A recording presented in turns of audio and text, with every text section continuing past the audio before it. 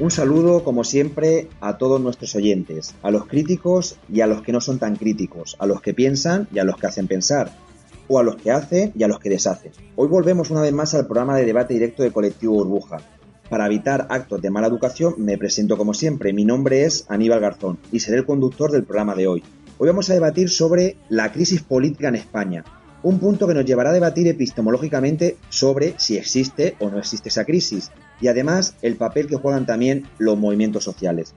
Este programa es la tercera parte del debate sobre la situación actual del régimen del 68. La parte 1 y 2 ya se pueden escuchar visitando la web de www.colectivoburbuja.com. En los dos debates anteriores tuvimos diferentes visiones que definieron desde varios paradigmas la situación política y económica actual en el Estado español. Análisis como que existe una crisis del régimen del 78 hasta otros puntos de vista sobre que el mismo régimen del 78 se está regenerando. Pero antes de pasar al debate de hoy, vamos como siempre hacemos a presentar a nuestros invitados. Primero de todo, Leo Moscoso, sociólogo y politólogo, ya también es un histórico en nuestros programas. Leo, ¿qué tal? ¿Cómo estamos? ¿Qué tal? Gracias por tenerme aquí, Aníbal. No, gracias a ti por siempre que puedes estar con nosotros. Luego tenemos también a otro invitado, nuestro segundo invitado por hoy, es Marat, es La barricada cierra la calle pero abre el camino, es el blog donde suele escribir el compañero, sociólogo y militante del espacio Encuentro Comunista. ¿Qué tal, Marat? ¿Cómo estamos? Hola, buenas, ¿cómo estamos? Gracias una vez más por estar con nosotros también. Y en tercer lugar tenemos a Asier Blas, profesor de Ciencia Política de la Universidad UPV, Universidad del País Vasco. ¿Qué tal, Asier? Hola, buenas tardes, gracias por la invitación. Gracias a ti por venir, todo justo el trabajo, y finalmente hemos podido empezar. Gracias a ti por hacer todo el esfuerzo también con estar con nosotros. De nada. Pues empezamos, Leo, contigo, y como habíamos dicho un poco en la introducción, justamente es la pregunta de ¿hay una crisis o no crisis del modelo político español? El régimen del 78, aprobado con la Constitución, el paso previo de los pactos de la Moncloa, ¿se sitúa hoy en la fase de crisis o no crisis? ¿Por qué? ¿Qué causas? ¿Y qué posibles caminos lleva a esto si finalmente lo etiquetamos como crisis? Leo, todo tuyo. Bueno, vamos a ver. Creo que hay un acuerdo bastante amplio desde hace ya algunos años en el sentido de que el modelo institucional y el modelo económico que España ha adoptado desde la restauración borbónica del 78, del 75 y a partir de la Constitución del 78 está claramente agotado, ¿no? Creo que la nota dominante de este agotamiento es la conexión, que a mí me parece palmaria, entre el fin del ciclo político y lo que podríamos llamar, ¿no?, el ciclo económico de la última gran recesión, ¿no? Yo creo que los dos ciclos conviene no confundirlos, ¿eh? De un lado está el ciclo político largo, a cuyo final estamos asistiendo con el agotamiento de ese modelo institucional pactado en la transición, pactado no solamente de espaldas, sino en contra, a mi juicio, de la inmensa mayoría de las clases populares. Y de otro lado está el ciclo que comienza en 2008 con la crisis financiera internacional y cuyo final, a pesar de los cantos de sirena de la derecha económica y de algunos partidos conservadores y liberales, y cuyo final no se vislumbra aún. Son independientes, los dos ciclos son independientes. Quiero decir que cada uno de ellos podría haber tenido lugar sin el otro, pero es, a mi juicio, su coincidencia lo que brinda a la coyuntura española esa fluidez tan especial que huele a cambio de época.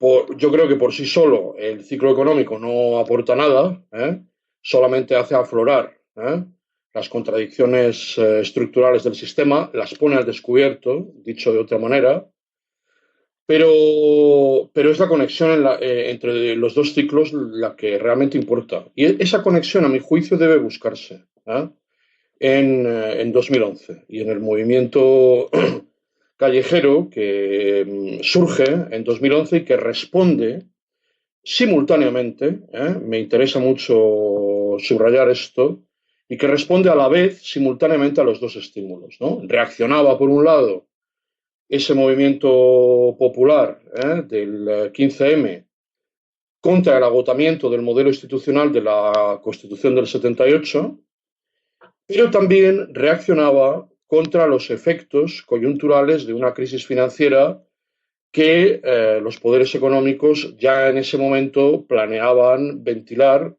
en términos de mayor austeridad y mayor desigualdad social, ¿no?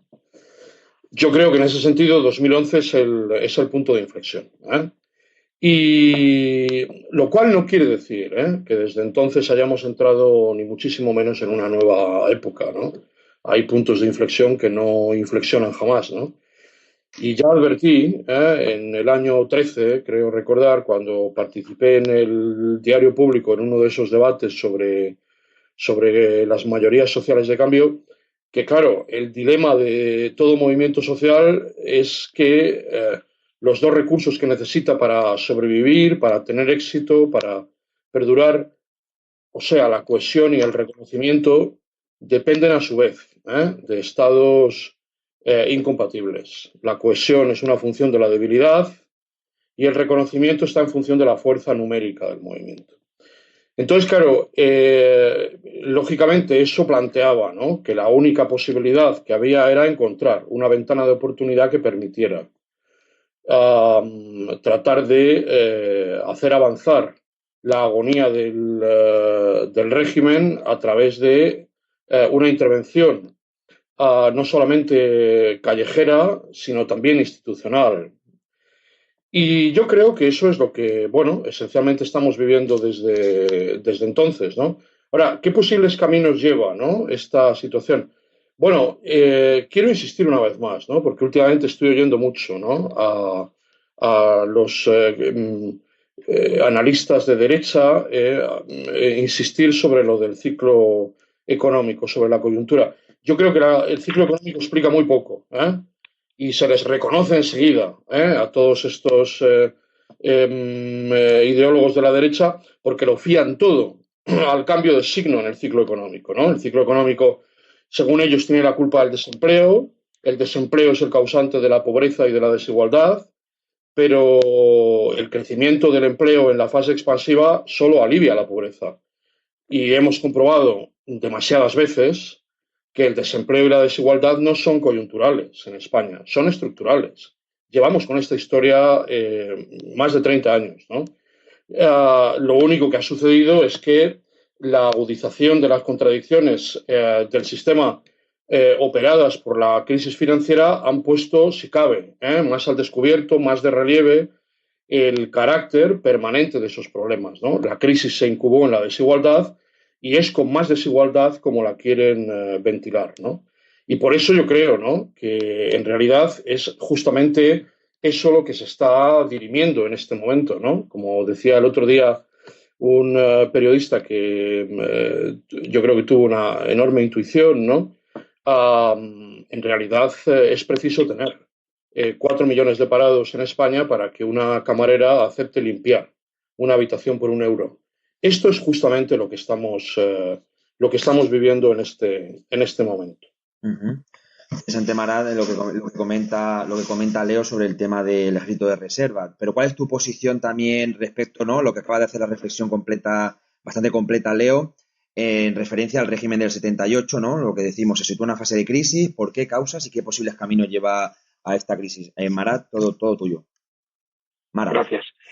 Bueno, pues yo no creo que exista crisis de régimen político entendido como tal, ¿no?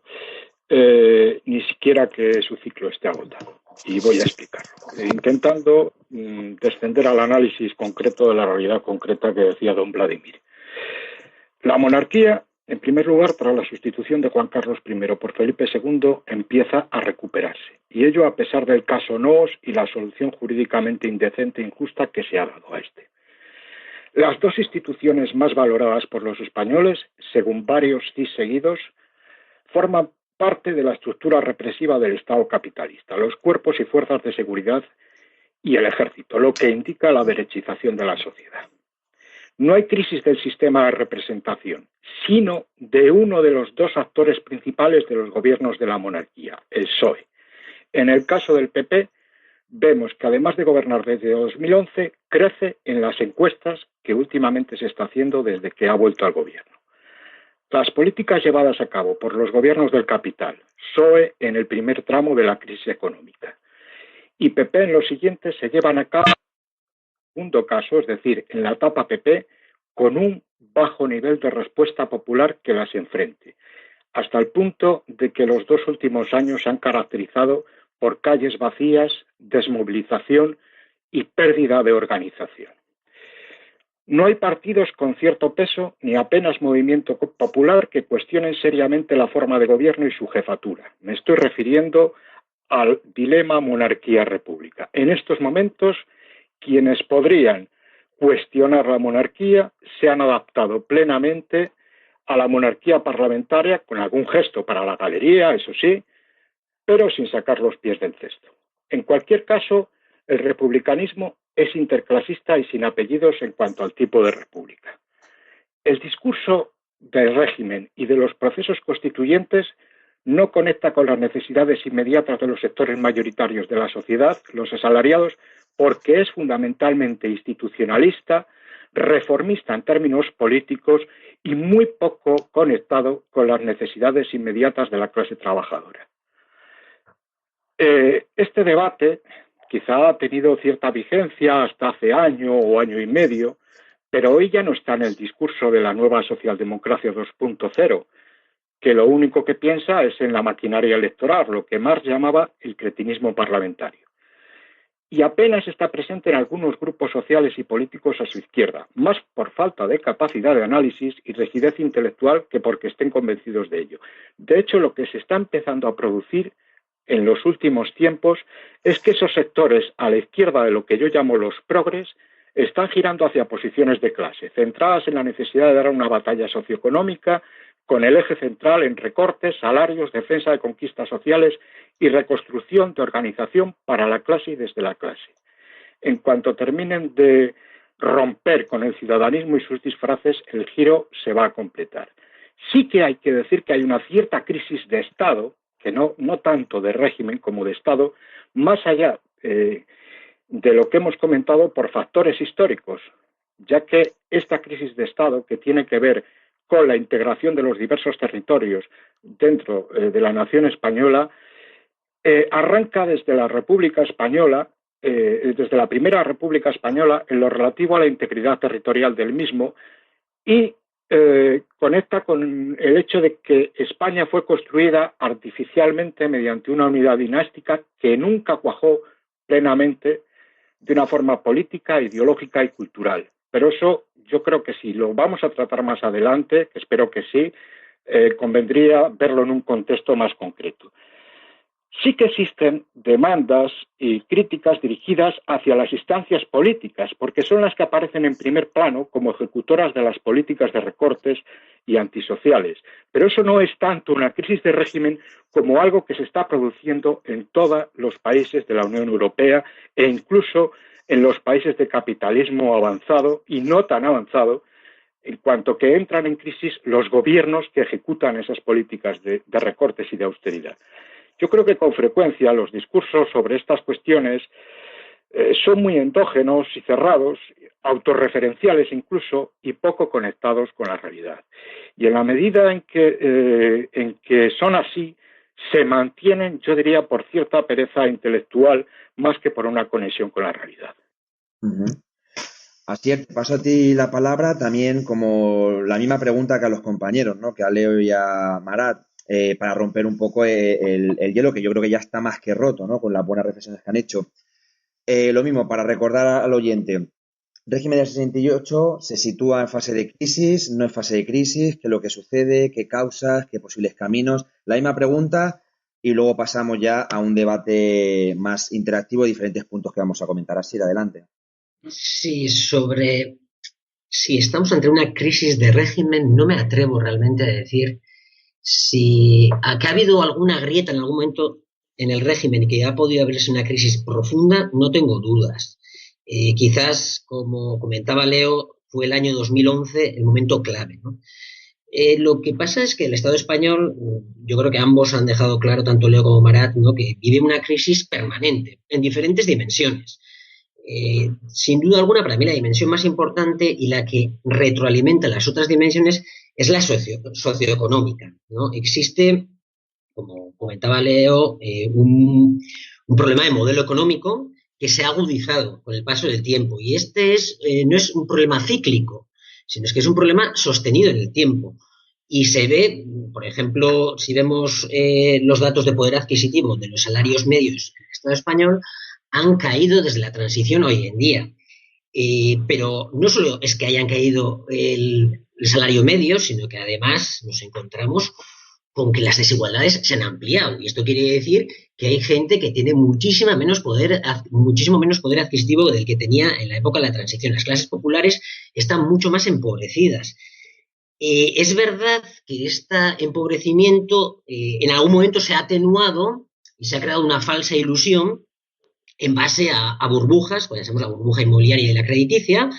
El poder adquisitivo de alguna manera se paliaba a través del crédito fácil, y la eclosión de la crisis financiera y de la burbuja inmobiliaria ha ayudado a que esta crisis, que es tendencial, de alguna manera eclosione, ¿no? Y entonces el modelo económico cada vez ha ido convertido en más periférico de manera clara, y que además esto es un problema endógeno del Estado español que de alguna manera ha conectado con un problema más a nivel global, ¿no?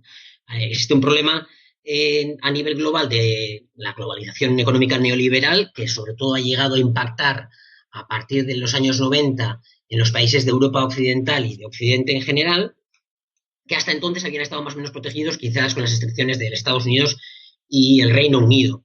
Este problema de globalización y neoliberalización se ha subsanado en parte en la Unión Europea con el alineamiento claro entre países de capitalismo central y capitalismo periférico. Y España ha quedado en la periferia y cada vez queda más en la periferia.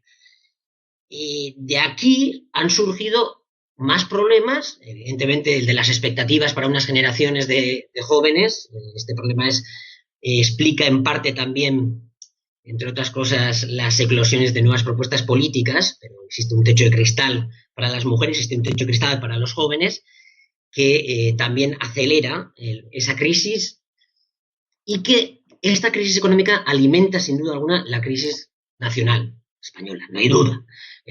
Alimenta todos los casos de corrupción son menos tolerables para la población porque esta crisis socioeconómica se ha acentuado. Y hemos visto que también de alguna manera ha impactado en la monarquía. Lo que pasa es que, tal y como decía Marat, yo creo que el cambio que han hecho con Felipe les ha salido más o menos bien por ahora y parece que toma aire, ¿no?, la monarquía. El tema de la corrupción parece que también empieza un poco a estar cotizando ya como bonos basura, ¿eh? Es verdad que existe cierta indignación, pero son en sectores más bien pequeños de la población. Creo que realmente al final donde se ha centrado y donde ha quedado todavía más pozo de la crisis es en el tema nacional español. Es la problemática que tiene España, que al fin y al cabo es verdad lo que decía Marat. España se construyó como se construyó, pero se construyó así también Francia. Francia era mucho más diverso lingüísticamente y nacionalmente que España, pero parte de su éxito, aparte de, por ejemplo, Estado jacobino, centralista, uniformizador y represor también, parte de su éxito es también el parte socioeconómico, ¿no?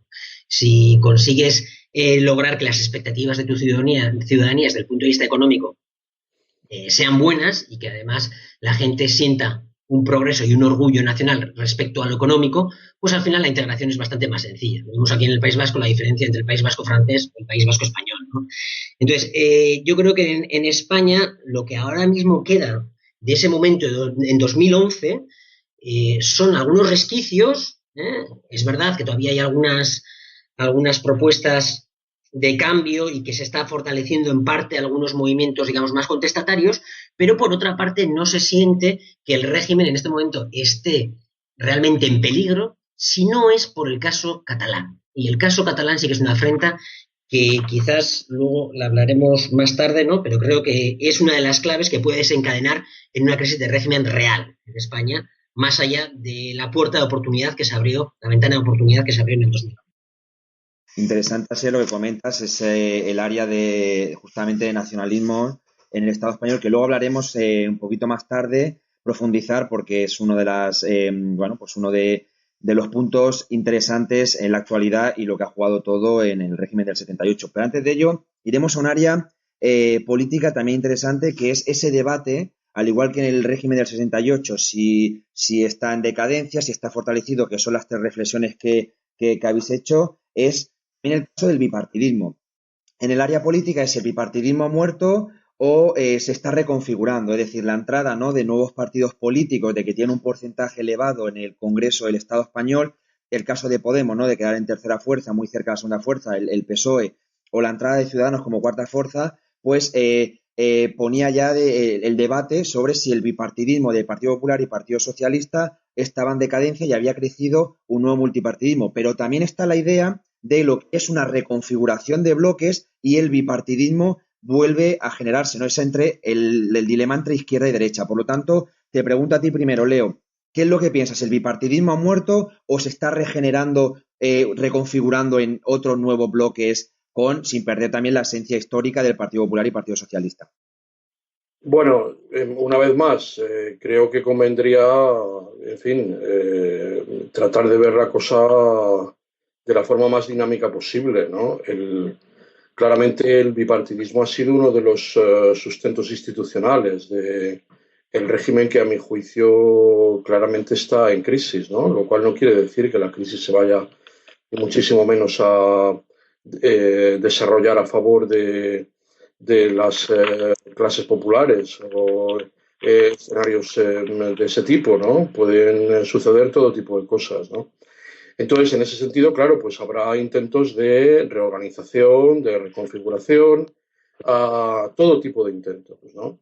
Ahora, yo en ese sentido, claro, sin duda alguna, estoy de acuerdo con el compañero Marat en el sentido de que el PP pues aparece, ¿no?, como un insólito superviviente, ¿no? Yo creo que además con una hoja de servicios muy interesante, porque la crisis financiera de 2008 y las subsiguientes depresiones en varios países se llevaron por delante, al gobierno de José Sócrates en Portugal, al gobierno de Zapatero en España, al de Brown en el Reino Unido, al de Papandreou en Grecia, al de Berlusconi en Italia, al de Samaras en Grecia otra vez, por citar solo los casos más llamativos, ¿no?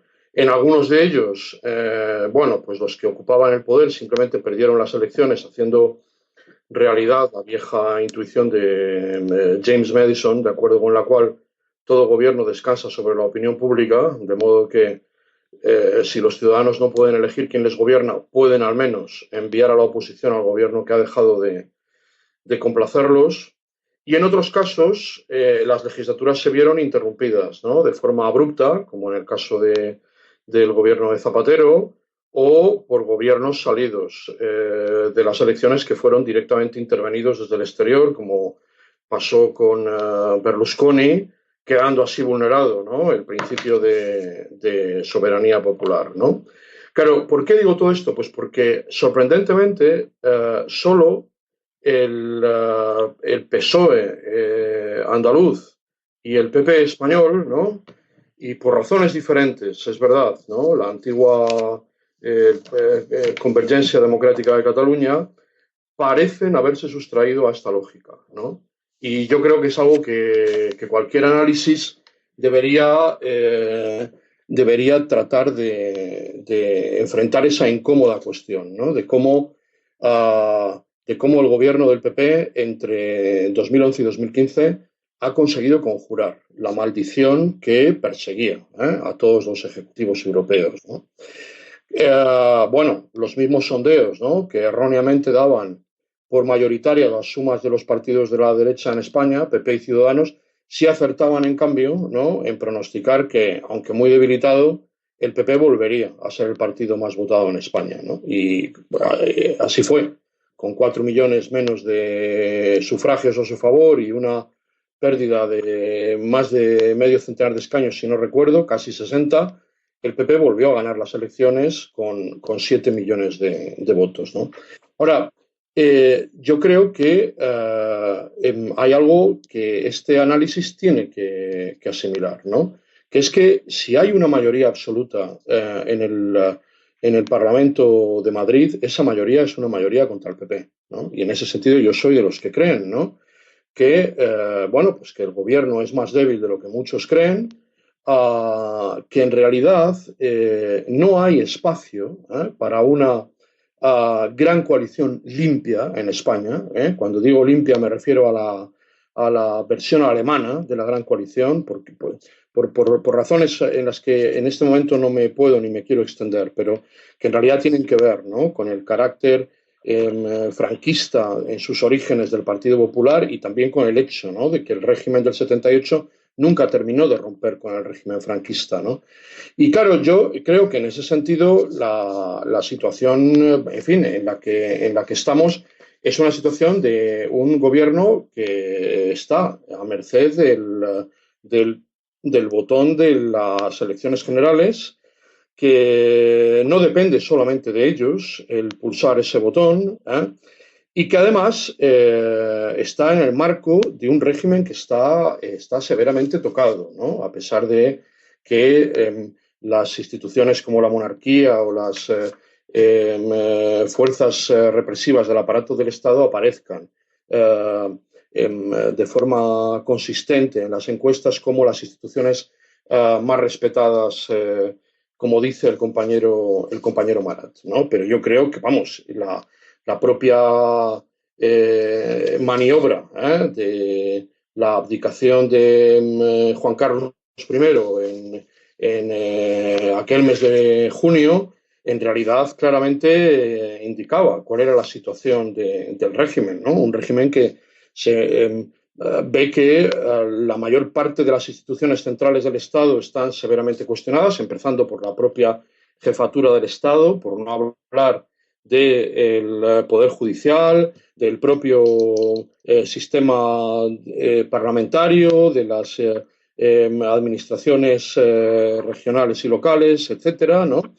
Y que ven que con un sistema que claramente está mostrando varias vías de agua, no van a poder aprobar una ley sucesoria en un Parlamento con una composición distinta. Yo creo que esto es lo que explica esa especie de huida hacia adelante protagonizada, ¿no?, por Juan Carlos I en el mes de junio de 2014, ¿no? Una maniobra en la que, bueno, pues la monarquía se adelanta a un resultado electoral que preveían como adverso a finales de 2015 o en 2016, cuando además, por primera vez en la historia reciente de España, tenemos un rebufo antimonárquico que, es verdad, es interclasista, pero también empieza a ser transversal, es decir, que incluye, ¿no?, a sectores de la derecha ultraliberal que tampoco están muy contentos con la monarquía, cosa que, en fin, había estado silenciada durante mucho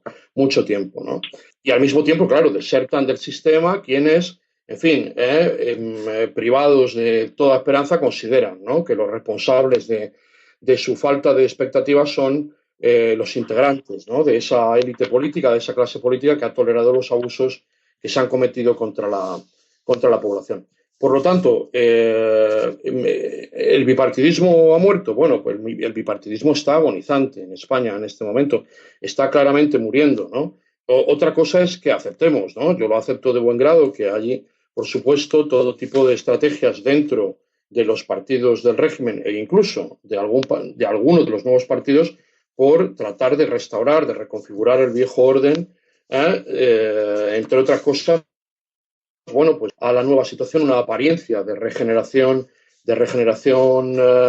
democrática y de regeneración contra la corrupción que en ningún caso creo, ¿no?, que pueda resistir un mínimo análisis, ¿no? También estoy de acuerdo con el compañero Asier, ¿no?, del País Vasco, en esto que dice que, claro, al final probablemente la manifestación más aguda de la crisis pues tiene que ver, lógicamente, con la configuración el problema de la falta de acomodo, ¿no?, de la plurinacionalidad, del carácter plurinacional del Estado, ¿no? Según la la Constitución del 78, el rey es el garante de la unidad del Estado, pero no de la unidad de la nación. De manera que el régimen tiene una salida, que sería una monarquía confederal, ¿no? Para ello, la corona debe dar preferencia al Estado, a la unidad del Estado sobre la nación española. Pero para salvar la unidad del Estado, la corona debe renunciar a la unidad de la nación, ¿no? A la ficción, quiero decir, de que solo hay una nación en el Estado español. Y claro, este dilema es un dilema que, por desgracia, la mayor parte de los actores políticos del antiguo régimen, por desgracia para ellos, quiero decir, no están en condiciones de afrontar. Por eso creo que la situación en este momento para ellos es francamente negativa. Uh-huh. Marat, he abierto muchos puntos interesantes para el debate, pero me he quedado con uno, ¿no? Que ha comentado que sí que existe en el Parlamento justamente una mayoría contra el PP, ¿no? El PP tiene un porcentaje de diputados, pero sí que hay una mayoría que, bueno, pues sería contra el PP. Estamos en ese dilema de PP versus contra PP, teniendo en cuenta que justamente, como ha comentado Leo, pues el PP, el origen del franquismo. No sería en su momento el pacto entre el Partido Socialista, Ciudadanos y Podemos que le hubiesen quitado ese punto, no ese poder que justamente lo está manteniendo el Partido Popular. Entonces, te iré a comentar eso con pregunta abierta para reflexiones tuyas que suelen ser amplias. Y también otro debate que quiero empezar a sacar es si podemos relacionar si lo llamamos crisis política con la crisis económica del 2008 o hay algunos antecedentes previos. Adelante, Marat. Anda, que no me has abierto frentes. Bueno, yo voy a intentar situarme mucho más en el tema del bipartidismo, que creo que es la cuestión central. Yo creo que la historia nos enseña porque nos sitúa en un plano de realidad, sobre todo si la vemos con una perspectiva evolutiva, ¿no? Desde el gobierno de Isabel II hasta nuestros días, con el interregno de los 40 años de la dictadura, o los casi 40 años de la dictadura franquista, podemos ver cómo el régimen político español ha sido fundamentalmente bipartidista. Y ello por una serie de motivos que no quisiera detenerme demasiado, pero que tienen que ver con el hecho de que España es un país que no tiene su revolución burguesa, donde entra tarde la industrialización y solo en determinados lugares, con un componente del peso del sector primario agrícola durante gran parte del siglo XIX y buena parte del XX muy importante, con el peso de una Iglesia católica que configura un bloque conservador importante a lo largo de la historia. Y como realmente lo que podríamos denominar la izquierda, que hoy se ha convertido ya en otra cosa, pues fundamentalmente ha estado protagonizado bien por movimientos republicanos, bien en un momento determinado, finales del XIX, principios, el primer tercio del siglo XX, por una dualidad entre anarquistas, que podríamos decir que, tomado de una manera generosa, podríamos considerarlos izquierda, aunque no se presentan como una izquierda que tenga una posición frente al Estado más allá de su destrucción, y lo que podrían ser los socialistas en un sentido amplio, tanto los sectores más radicales del PSOE en su momento, como los sectores conservadores, que son los que acaban imponiéndose a lo largo de la historia del PSOE. Dicho esto, es difícil decir en qué momento estamos. Estamos en un momento de bipartidismo que ha muerto, se abre el multipartidismo, hay una reconfiguración. Yo voy a hablar desde la intuición, con una cierta sensación de que todo está mucho más abierto de lo que voy a decir.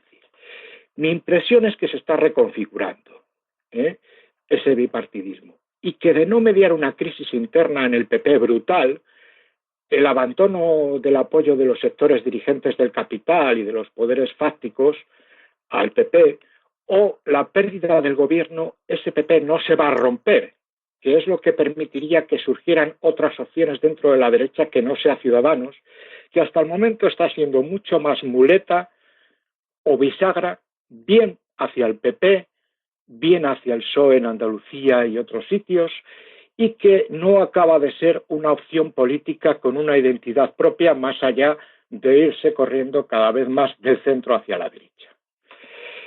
La lucha interna del PSOE puede abrir paso a su funeral o a su recomposición. Si gana Pedro Sánchez, el PSOE va a perder buena parte de su voto más moderado, pero le va a disputar el voto progre a Podemos.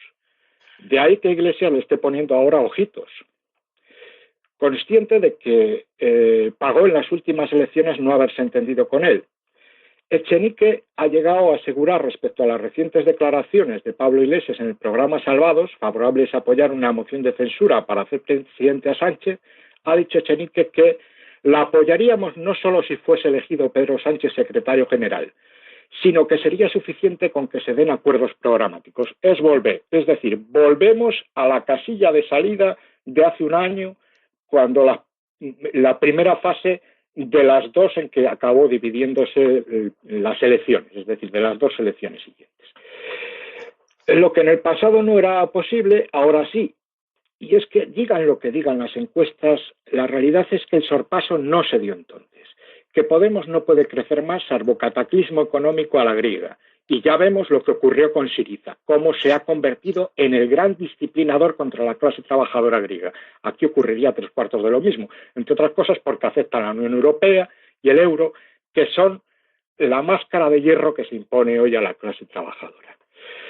Bien, dicho esto, creo que hacías otra pregunta, ¿no? ¿Me la puedes refrescar? Sí, sí. Cierro esta fase rápidamente. Sí, no hay problema. Es el tema de la relación entre contexto político y económico, lo de si se puede relacionar, si lo decimos la crisis política con la crisis económica del 2008.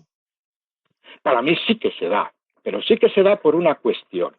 Es decir, las instancias políticas aparecen en el primer plano como aquellas responsables de los recortes, de la voladura de lo público, de los bajos salarios, de la pérdida de capacidad adquisitiva de la clase trabajadora, del ataque a las pensiones, etcétera, etcétera, etcétera, ¿no? De la falta incluso de cobertura del paro entre un 40% de los desempleados en estos momentos.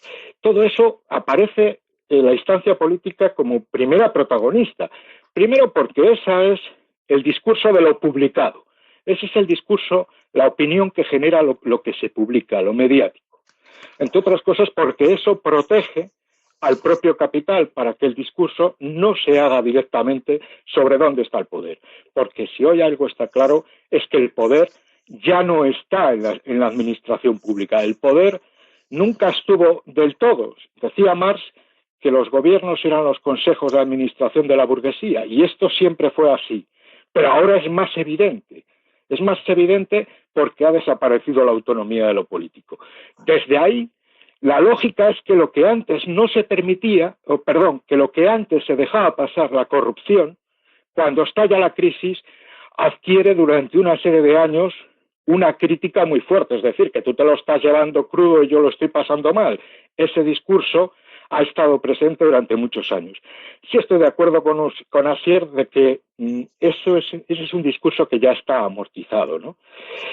Pero evidentemente en estos momentos el tema de las pensiones es un tema muy grave. Y es un tema muy grave porque toda la clase trabajadora se va a encontrar en un momento o en otro ante esa circunstancia.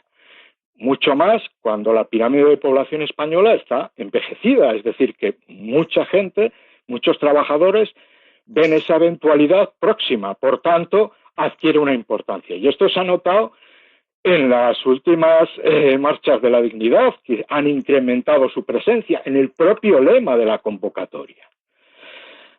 Dicho esto, yo creo que en todo caso, en tanto que se mantenga ese discurso de que lo económico repercute solamente sobre lo político y no sobre el cuestionamiento de las clases dirigentes, es decir, de la burguesía, se está cometiendo un craso error, porque finalmente Si el cuestionamiento es solamente hacia la instancia política y no hacia el plano económico, nos vamos a encontrar a medio plazo otras alternativas políticas bastante menos amables que van a empezar a emerger y que van a empezar a cubrir el espectro y las demandas de lo que hoy no cubre la izquierda porque no atiende la propia realidad cotidiana de la clase trabajadora. Así es, hemos comentado varios puntos, hemos abierto varias esferas de debate. Yo quería preguntar también dos puntos. Uno es relacionado a lo que ha comentado Marat, que es difícil saber, ¿no?, en qué momento estamos de bipartidismo, multipartidismo, pero Marat se posicionó que finalmente se está reconfigurando ese bipartidismo. Entonces te quería preguntar también cuál es tu posición al respecto y luego un tema que tú también abriste en tu intervención, el caso de los nacionalismos, ¿no? ¿Qué papel juegan actualmente los nacionalismos, tanto el español, vasco, catalán, en esta situación de crisis o de aumento de confrontación? ¿Y qué soluciones se ven posibles actualmente, ¿no?, en el caso, por ejemplo, de Cataluña o del País Vasco? Sobre el bipartidismo, yo creo que sí que el sistema político o el régimen ha sentido vértigo en algunos momentos con el crecimiento de Podemos. Eso no tengo ninguna duda. Pero claro, una cuestión es, aquí hay dos cuestiones. Por una parte, podemos pensar si está o no en crisis, podemos reflexionar si está o no en crisis el bipartidismo y hacia dónde nos dirigimos desde el punto de vista del sistema de partidos. Y luego otra cosa es si esa crisis, yo creo que por ahí va igual Marat, si esa crisis del bipartidismo supondría que tendría impacto sobre las políticas públicas y sobre la estructura del sistema económico que tenemos en el Estado español. Que son dos cuestiones diferentes, porque hemos visto que el caso de Syriza, que ha comentado Marat, pues bueno, sí que hubo un cambio en la estructura del sistema de partidos políticos en Grecia, pero finalmente no llevó a ningún lado. Otra cuestión, desde Podemos siempre dicen que, claro, que España no es lo mismo que Grecia. Bueno, ese sería otro debate. Yo voy a entrar primero en el puramente, digamos, numérico, ¿no? España es verdad que siempre ha sido, más o menos, ha tenido un sistema bipartidista, pero bueno, hay que tener en cuenta que siempre ha sido así porque todos los sistemas electorales han sido mayoritarios. Es decir, estaban encaminados a crear un sistema bipartidista. La única excepción es precisamente del régimen del 78, que es un sistema proporcional que está muy limitada su proporcionalidad, porque ya sabemos que la circunscripción electoral es la provincia y en la práctica la mayoría de las provincias actúan como un sistema mayoritario, sobre todo aquellas que tienen un número de diputados más pequeño para repartir, hay 2, 3, 4, 5... Las que realmente son proporcionales son aquellas que superan 8, 9 diputados a repartir. Esto lo que ha generado es que en España ha habido un sistema, por primera vez, más claramente multipartidista, pero básicamente era un bipartidista corregido con la presencia de algunos partidos de ámbito no estatal y de vez en cuando la presencia de Izquierda Unida hemos visto que ha crecido un poco, también hubo una irrupción en su día de CDS, pero poco más. Y nunca han conseguido llegar a los límites que ha llegado Podemos, ¿no? O ahora Unidos Podemos con sus 71 escaños, creo que tienen, ¿no? Entonces, en ese sentido, sí que en algún momento sí que ha podido sentir un poquito de vértigo el sistema político. De todas maneras, yo creo que era más esa novedad que realmente una cosa demasiado reflexionada, porque desde la estrategia que se ha planteado por parte de Unidos Podemos de conseguir transformar el Estado español vía elecciones, hay que tener dos limitaciones muy importantes. Por una parte, España no es un sistema presidencialista, como podía ser, por ejemplo, Venezuela o Ecuador o Bolivia, donde cuando vas a unas elecciones ganas o pierdes, todo o nada. Aquí no. Al ser un sistema parlamentario y proporcional, limitado pero proporcional, es muy difícil obtener mayorías suficientes para hacer transformaciones radicales o de enjundia. Ni siquiera es un sistema como el griego, donde el griego te dan una prima de 50 diputados al partido que gana, ¿no? Quizá no no tiene una mayoría tan larga como la que luego consigue gracias a este premio de conseguir 50 diputados por ser simplemente los ganadores. Da igual que ganes con el 21%, con el 31% o con el 41%. Esta es una limitación muy grande para pensar que a través de las elecciones se pueden llegar a lograr mayorías claras a favor de un cambio.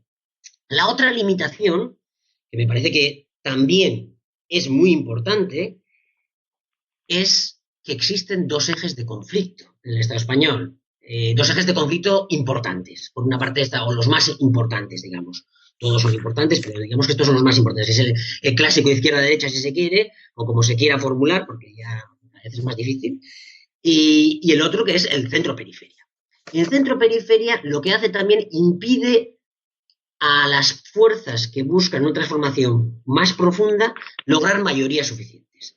Porque ahí en el debate siempre va a aparecer, puede haber un voto muy de izquierdas, muy por la transformación, que sea también muy nacionalista español. Y por lo tanto, ahí se encuentra Podemos con el problema de cómo gestionar, y ya vemos qué malabarismos están haciendo últimamente con respecto al derecho a decidir, con respecto a la configuración del Estado español, porque hablan mucho del derecho a decidir, pero nunca hacen una propuesta clara de en qué consiste la configuración del Estado español que ellos querrían y ellas querrían, ¿no? Entonces me parece que estas dos limitaciones son muy importantes para entender que el crecimiento de Podemos tiene límites. Ya doy por hecho, no he entrado en Ciudadanos porque doy por hecho que Ciudadanos es una operación del Estado español para limitar ese crecimiento de Podemos. Y eso yo creo que está bastante claro. En este sentido, yo sí que creo que España va hacia un sistema más multipartidista del que era anteriormente, pero estaría por ver si se va a consolidar como un sistema multipartidista como tal, porque para ello creo que sería necesario cambiar la ley electoral, hacerla más proporcional, porque si no llegará un momento en el que, por la necesidad de cambio desde la izquierda, tal y como ha apuntado creo Marat, puede el Partido Socialista volver a recoger el voto útil de la izquierda. Entonces, esto no lo tengo tan claro de si vamos a un sistema más multipartidista de forma sostenida en el tiempo. Es verdad que vamos a entrar en un ciclo en el que no dudo que Unidos Podemos va a tener una presencia muy importante, pero que entremos en un ciclo no es síntoma de que vaya a ser estable en el tiempo y no vaya Unidos Podemos a volver, por ejemplo, a los números que tenía Izquierda Unida en sus mejores momentos, creo que fueron 21 diputados con Julio Anguita, ¿no? Entonces yo sí que le veo muchos límites a la búsqueda de la transformación a través de la vía parlamentaria exclusivamente, al menos. Respecto a lo que me comentabas igual de los nacionalismos, ¿no? Ya me he adelantado un poco. Yo creo que este es uno de los problemas más importantes que hay en España para poder hacer una operación que sea mayoritaria a nivel electoral y social, no solo a nivel electoral, también a nivel de movimientos sociales y a nivel sindical, porque, claro, en España hay un problema muy importante de concepción del Estado y existe el nacionalismo español. Porque estamos hablando constantemente de que existe el nacionalismo vasco, el nacionalismo catalán, pero existe el nacionalismo español. Y en gran parte, una de las reacciones del nacionalismo catalán está siendo una reacción contra el nacionalismo español que en los últimos años España ha ido recentralizándose. Por poner un ejemplo sencillito, las comunidades autónomas, hasta principios de la década de los 90, decidían sobre más de, creo que era el 55% de los contenidos en educación.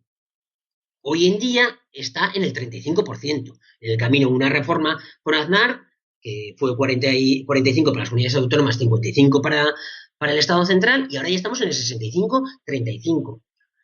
Este es un pequeño ejemplo, pero hay cantidad de ejemplos. Cuando se habla de que el Estado español es un Estado muy descentralizado, también aquí se obvia que una cosa es la descentralización y otra cosa es la autonomía.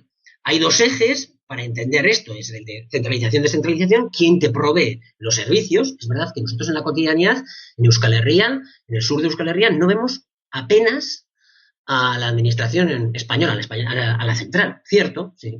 Pero ¿dónde se toman las decisiones? ¿Dónde se diseñan las políticas públicas?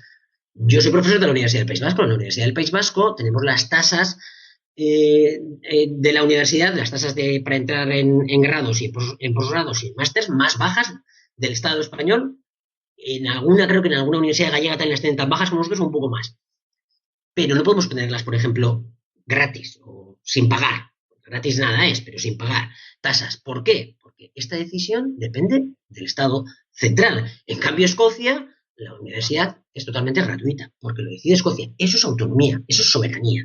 Y ha habido una cercenación de la autonomía, de la soberanía de Cataluña, del País Vasco y del resto de comunidades autónomas por parte del Estado central. Es una reacción, lo catalán, en gran parte, a esa recentralización. Y además de una reacción, es también un problema que nunca se solventó, que es la acomodación de la diversidad nacional y lingüística española en su nivel central. Parece increíble que en España solamente haya, por ejemplo, reconocimiento de las lenguas minorizadas allá donde se hablan, y no a nivel federal, que debería ser federal, a nivel central, donde el Estado español no tiene como lengua oficial ni el euskera, ni el catalán, ni el gallego, como por ejemplo sí en Suiza. En Suiza es hasta oficial el romanche, 50.000 hablantes. Y en Cataluña y el País Vasco son reconocidas siempre y cuando tengas mayorías electorales, y en Galicia también, siempre y cuando tengas mayorías electorales que la apoyen. Por ejemplo, en Asturias, como no hay una mayoría electoral que apoya la oficialidad del asturiano, el asturiano no es oficial. Es un modelo concurrente, competitivo, en el que salvaguardas parte de tus derechos lingüístico-culturales siempre y cuando obtengas mayorías en las urnas. Y además sabes que que tus derechos lingüísticos y culturales pueden ser cercenados en cualquier momento por la administración central o por el gobierno central. Entonces yo creo que este problema es transversal a toda la crisis que existe en el Estado español de régimen y socioeconómica, y crea muchos problemas a la hora de poder organizar mayorías alternativas a lo existente. Leo, cualquier cosa de añadir en el debate que ha salido de nacionalismos entre centro y periferia, adelante, pero también quería comentar un punto de análisis de otro nivel, que es el papel de sindicatos y movimiento obrero. Eso haría, creo que es trascendental en el análisis actual, es decir, analizar el rol, ¿no?, que juegan los sindicatos mayoritarios en este momento de crecimiento de desempleo y desigualdad. Tienen un rol importante los sindicatos en este momento actual, donde la pobreza, el desempleo, la precariedad es de las más elevadas en los últimos años, o simplemente es una estructura de decadencia burocrática. ¿Hay un movimiento obrero organizado, o cómo es lo que está sucediendo ahora de los estibadores? Es decir, ¿qué respuesta hay a nivel del movimiento obrero con toda la situación de recortes y de austeridad que está dando en este momento? Bueno, déjame que diga algo sobre el conflicto centro-periferia. Adelante, sí, también adelante. Sí, bueno, quiero decir, estoy bastante de acuerdo con la mayor parte de las cosas que acabo de oír, ¿no? Que yo creo, ¿no?, que, bueno, pues si queremos relacionar esto con la crisis política del régimen o del modelo institucional heredado de la restauración borbónica, ¿no?, habría que al menos considerar varias hipótesis, ¿no? Primera hipótesis, ¿no?, que el actual deterioro, ¿no?, económico, social, institucional y político se llevará por delante a quien gobierne, ¿no? Ya he dicho que el PP es una excepción a esta hipótesis. Yo creo que el factor esencialmente que explica esta anomalía tiene un nombre muy feo en política, se llama clientelismo y corrupción. En otra ocasión tendré, a lo mejor, tiempo para sustanciar esto. Pero, claro, obviamente la posibilidad de que el gobierno muestre a todas luces su debilidad encuentra una hipótesis alternativa, ¿no?, que es que funcione la trampa ideológica, ¿no? Funcione, pues esto, ¿no?, que el mozalbete este de la marca de color naranja, que está vendiendo que gracias a ellos ha habido regeneración. Por supuesto que el pacto de agosto era una chapuza, ¿no? Prácticamente dejaba todas las prácticas de corrupción fuera de la definición, ¿eh? Y además, como ha reconocido la propia dirección del Partido Popular recientemente, el presidenciable y su equipo directivo no tenían intención alguna de cumplir ese pacto, ¿no? Pero en todo caso, que funcione la trampa ideológica y que se produzca, ¿no? Bien con descomposición del PP o bien con una especie de migración del voto de la derecha hacia un nuevo instrumento, ¿no? Como decían antes algunos de mis compañeros, que esa trampa ideológica funcione y que, por así decir, los daños se puedan controlar, ¿no? Claro, frente a esto, creo que hay una tercera posibilidad, que es que la crisis económica, social, política, institucional siga deteriorando, como de hecho yo creo que lo está haciendo el clima, la cohesión social, el clima de convivencia en varios países europeos y en particular en España también, que la trampa ideológica que hemos visto funcionar coyunturalmente, ¿no? Con el objetivo de frenar el avance de Podemos, pero también con el objetivo, ¿no? De tener una especie de hoja en la que pasara limpio al PP en caso de que un partido cercado por la corrupción tuviera que saltar sus últimos dirigentes a otro barco diferente, ¿no? No funcionase, ¿no? Bueno, pues en ese caso tendríamos la tercera hipótesis, ¿no? Que yo creo que es la que se nos ha quedado, por así decir, sin mencionar, ¿no? Y es la enorme importancia que tiene el conflicto con la periferia para el nacionalismo español, como ha dicho antes mi compañero, ¿no? Es decir, puede que la crisis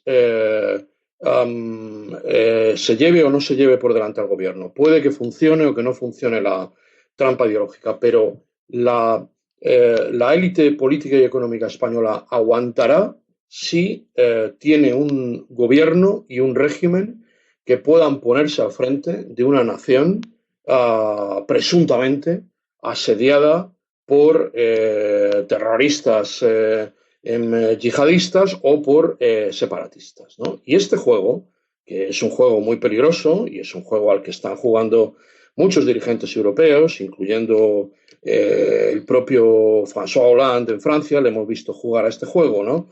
Es un juego al que al Partido Popular le gusta mucho jugar, ¿no? Que es la idea de propiciar un cierre de filas frente a lo que ellos consideran, ¿no? Podría ser una herramienta enormemente rentable en términos de capitalización electoral, que es la amenaza por parte de grupos armados que operen desde el exterior o el interior del país, o la amenaza de los así llamados separatistas o independentistas, ¿no? Claro, en realidad yo creo que una de las cosas que se ha repetido en los últimos años y que a mí me parece que no es ni muchísimo menos un tema agotado, es que al Partido Popular le ha resultado enormemente beneficioso explotar este conflicto. Y este conflicto solamente se detiene si somos capaces de pensar en otras soluciones diferentes, ¿no? Y yo en ese sentido, en fin, pues sí me parece, ¿no? Que la posición de aquellos que han defendido el derecho a decidir es una alternativa que a mí me puede parecer, ¿no? Que de alguna forma cortocircuitaría, ¿no? Esta espiral, que es una espiral tremendamente difícil de parar, ¿no? Entonces, eso en relación con el conflicto centro-periferia, ¿no? En relación con el asunto de la clase trabajadora, ¿no? De la población asalariada. Bueno, yo creo que, claro, el problema es que hemos vivido un periodo, ¿no? de neoliberalismo rampante, ¿no? En el que seguimos metidos, en el que la clase obrera pues, ha sido desacreditada, desprestigiada. Algunas de sus organizaciones han estado también salpicadas por la corrupción. Muchos discursos ultraliberales la han querido presentar como si hubiera quedado convertida, ¿no?, en una especie de lobby minoritario, ¿no? Y yo creo, claro, que el problema en realidad es que en parte la propia conducta de las organizaciones de representación de los intereses de los trabajadores, pues en muchas ocasiones no ha contribuido, ¿no?, a hacer las cosas más fáciles, ¿no? Yo creo que la experiencia de los años 90 y de la primera década del siglo XXI, ¿no?, ha sido que esas organizaciones, pues en fin, no voy a decir que dejaron a los sectores más vulnerables abandonados a su suerte, pero ciertamente no estuvieron realmente muy acertados, ¿no?, en tratar de representarlos y de organizarlos, ¿no?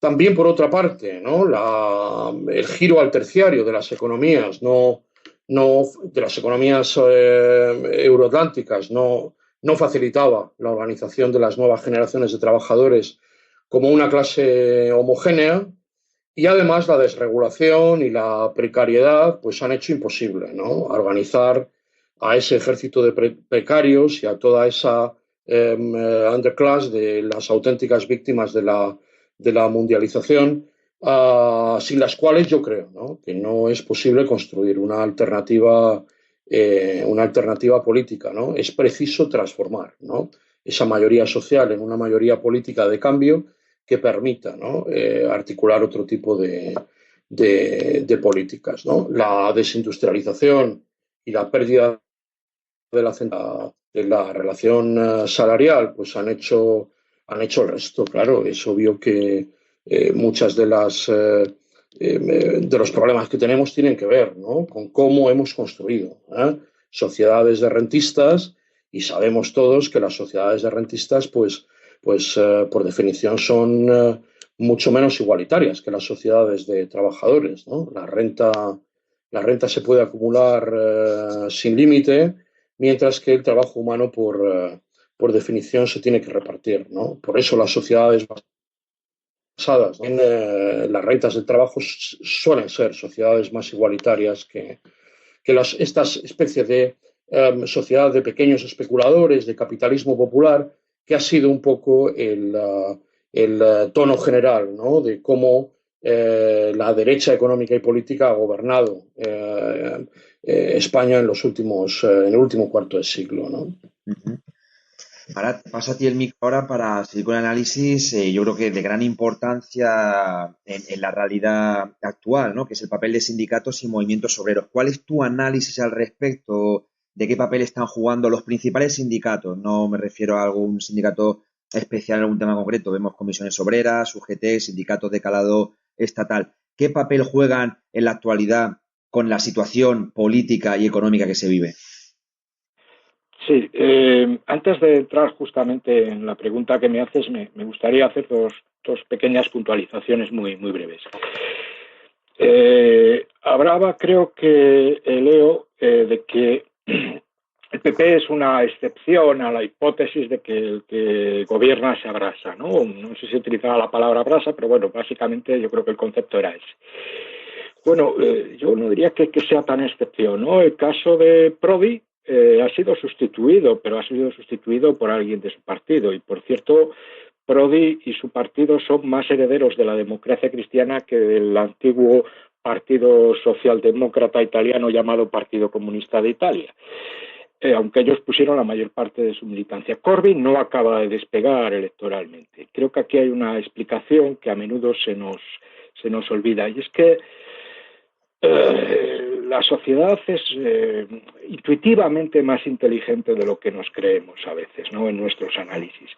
Hay una cierta percepción de que, aceptando las reglas de un juego que impone el sistema de representación capitalista y su legalidad burguesa, no hay posibilidad de hacer otras políticas. Es decir, que el que gobierne sea conservador o liberal, progresista o falsamente izquierda radical, como se llamaba a sí misma Syriza, que al fin y al cabo era un partido de corte keynesiano, van a aplicar la misma política, porque los espacios de decisión no están ahí. Están en la Unión Europea, están en el Fondo Monetario Internacional, que son brazos ejecutores del sistema capitalista. Y cuando se viene abajo otras formaciones políticas en Europa, que se han venido abajo un montón de ellas, entre otras el Partido Socialista francés está a punto de darse la gran galleta, pues tiene que ver con que las organizaciones de extrema derecha, yo no diría fascismo, porque a veces si llamamos fascismo a lo que todavía no es fascismo, puede ser que estemos restando importancia a lo terrible que puede ser el fascismo. Pero las organizaciones de extrema derecha recogen la rabia que hoy no de la clase trabajadora que hoy no canalizan las izquierdas porque se han convertido en parte de las instituciones. Otro matiz, ya no por tiempo no voy a entrar en el tema de los nacionalismos porque en gran medida coincido con el análisis de Asier, aunque matizaría alguna otra cosa, pero sí diría que no me gusta el término centro-periferia, entre otras cosas, porque el concepto centro-periferia tiene mucho más que ver con la estructura socioeconómica de la sociedad a nivel mundial y con lo que llamaríamos el intercambio desigual, es decir, con las teorías del imperialismo, de Hilferding, Luxemburgo, Lenin, etcétera, y con lo que hoy en día está exponiendo Wallerstein, aunque Wallerstein no me parezca un marxista, sino más bien un heredero de algunas de las teorías marxistas. Dicho esto, entro en el tema del papel de los sindicatos. Bueno, yo creo que hay que diferenciar de qué sindicatos hablamos, ¿no? Cuando hablamos efectivamente de lo que llamamos los sindicatos mayoritarios, pues yo diría que lo que pasa con comisiones y UGT no es de ahora. Esto viene de lejos. Viene desde los pactos de la Moncloa, que firmó Comisiones Obreras, viene del Pacto de Toledo sobre las pensiones con la doble vía de financiación de las mismas, donde las cotizaciones a la seguridad eran para las pensiones contributivas, dejándoles fuera de la hacienda pública, cuando otras cuestiones como la sanidad o la educación estaban dentro de la hacienda pública vía presupuestos generales del Estado, en definitiva vía impuestos. Y las no contributivas sí que entraban dentro de esos presupuestos generales. Esta doble vía de financiación nos ha llevado a donde estamos ahora mismo con el tema de las pensiones, es decir, ha facilitado el ataque a las pensiones, entre otras cosas porque ha creado una falsa, porque no tendría por qué darse, un falso agujero de las pensiones. Entre otras cosas, no solo porque el PP haya metido mano a la caja, ¿no? Sino por el propio concepto y el hecho incluso de que los cotizantes son los trabajadores. Es decir, ¿cómo es que el empresario no cotiza por la seguridad social de su trabajador? Sería una forma de salario indirecto, pero está extrayendo el beneficio de él, ¿no? Dicho esto, y no quiero desviarme de la cuestión de los sindicatos mayoritarios, en definitiva, la elección del modelo alemán, de la DGB, del sindicato mayoritario alemán, de un sindicalismo de concertación y pacto, pues nos ha traído esto. En estos momentos el capital no necesita a los pactistas. No los necesita, entre otras cosas, porque su objetivo es privatizar los restos del Estado social para encontrar un nuevo nicho de negocio y además apropiarse del salario indirecto que es de los trabajadores, que es toda esa parte de lo público, ¿no? Dicho esto, en estos momentos 13 pequeñas organizaciones sindicales de clase han denunciado un pacto en marcha entre comisiones, UGT y USO por un lado, apoyados por la Confederación Europea de Sindicatos, que de algún modo están a nivel europeo planteando la misma estrategia de una subida de salarios que es ridícula, absolutamente ridícula. Es otra porquería del estilo de la última actualización de las pensiones, que a algunos pensionistas les ha representado €1 al mes, ¿no? A cambio de algo que es recibir no menos de 50 millones de euros para formación. Esto es lo que ocurre cuando los sindicatos o determinados sindicatos no viven de las cuotas de sus afiliados, sino que lo hacen del dinero del Estado capitalista, a cambio de acabar vendiendo a la clase trabajadora. Recordemos cómo se produjeron las huelgas generales en la etapa Zapatero y en la etapa Rajoy. Son huelgas a las que se llegó por la presión de la clase trabajadora. Son huelgas a las que se llegó porque no hacerlas hubiera supuesto una desafección en masa de esos dos sindicatos amarillos. Y hay que llamarlos amarillos porque es el papel que hoy están haciendo. En ese contexto, yo creo que sí que hay otras alternativas. Esas mismas 13 organizaciones son parte de que demuestra que existe otro sindicalismo, como lo mismo que existe CGT, como lo mismo que existe COBAS, como lo mismo que existen otros sindicatos.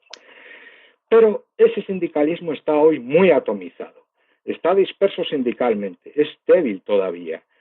Y eso, en gran medida, hay que reconocerlo, aunque nos pese, que es producto de un cierto sectarismo entre ellos, es decir, de la incapacidad de articular un polo sindical combativo y de clase que hasta hoy no se ha hecho, ¿no? Sí que hubo intentos en el pasado que no cuajaron, sí que ha habido plataformas, por lo menos en Madrid, como Hay que pararles los pies, que fueron al final desactivadas por todo el movimiento, por la irrupción del movimiento del 15M y porque algunos de esos sindicatos cayeron oportunistamente en esa estrategia ciudadanista. Y lo que es necesario es la articulación, como decía, de ese polo. En estos años ha habido muchas resistencias, ¿eh? No es cierto que no haya un movimiento obrero combativo. Desde Gamonal, que aunque parecía un conflicto de barrio de Burgos, estaba marcado por un cruce de clase, aunque no sindical, hasta las huelgas de los estibadores en estos momentos, que es un colectivo combativo, solidario nacional e internacionalmente con otras luchas, y a los que ese discurso reaccionario les tacha de privilegiados cuando lo que ocurre es que por su propia lucha histórica ha conseguido cosas que otros colectivos no han conseguido porque no han luchado en la misma medida.